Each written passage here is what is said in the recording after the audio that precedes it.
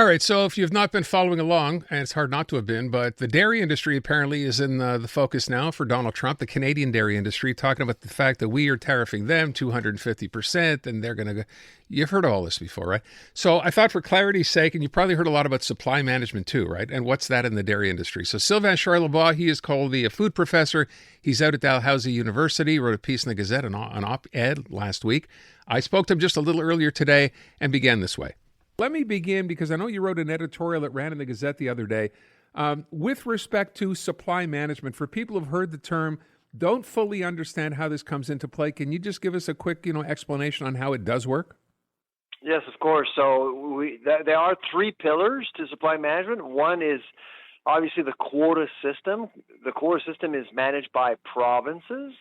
So in Quebec, it's la Fédération des producteurs de lait, who's responsible for managing quotas in Quebec. In Quebec, I like to remind your listeners that Quebec holds almost 40% of all the quotas in Canada, with only about 20% of the population, which is why, of course, the quota system is very political. Also, you have the Canadian Dairy Commission, which actually will set prices. That's a Crown Corporation in Ottawa. It will set a fair price for farmers to get for their work, for their butter, fat, and milk.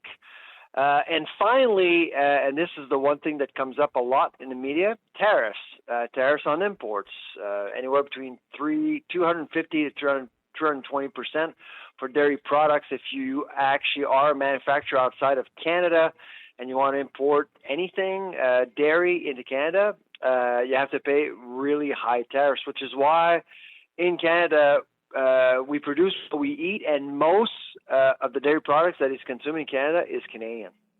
All right, so let's explain then how all of this fits into Trump announcing the other day, and I think he used the number 250% tariffs. He called it outrageous. Look, we have tariffs in this dairy industry, right? But that's not how they work. How do they work?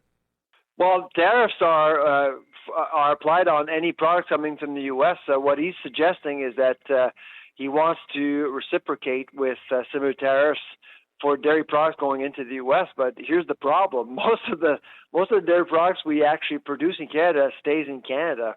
We export for maybe $200 million worth of dairy products into the U.S. These are specialty products, and frankly, most of our products are overpriced compared to the U.S. So it's not going to make a whole lot of difference. I think Mr. Trump's intent is to make some noise and also to warn the dairy sector that more changes are to come. And I think what he has in mind is a new trade deal with Canada and Mexico.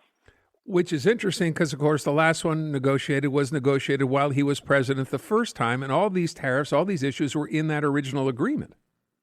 But here's the one thing that most people aren't talking about. In that deal, we promised the Americans that we will allow a significant amount of dairy products coming from America in the U.S. as of 2020.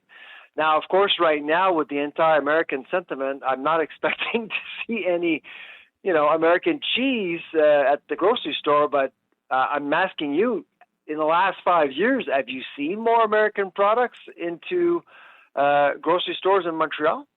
Have we? I don't know. I don't know because I'm not really that big a shopper for cheese or dairy products, but is the argument that we have or we have not? Well, I often ask the question to anyone I talk to, and often the answer I get is no, nothing. And I certainly haven't seen more American products.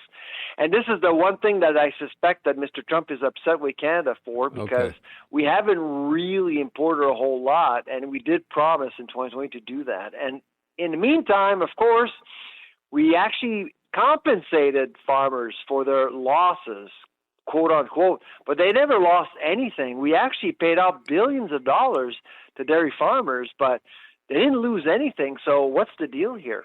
So where's the solution here? I mean, him banging on his chest, threatening to impose these tariffs. You're saying most of the dairy we produce here stays in this country. Where's a possible solution here? So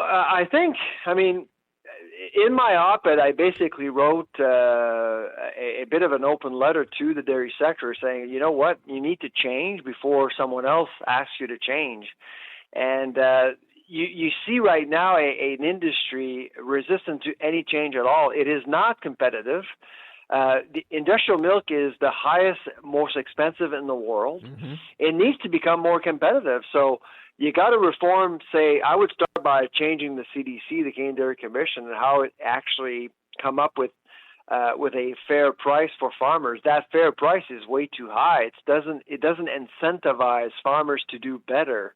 And that's why milk is so expensive in Canada overall. One, and two, of course, you actually try to open up the system to allow other entrepreneurs to buy quotas for exports. Right now, for quota transfer, it costs you money. But if you want to get a new quota from the board, well, the board, la Fédération, will give for free quotas to existing farmers. So it's very difficult as an outsider to become a dairy farmer, really.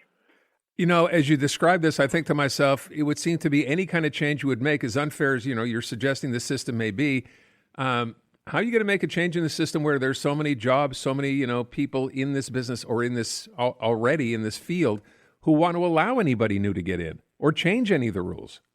Well, the thing is, on our current path, we're losing farms.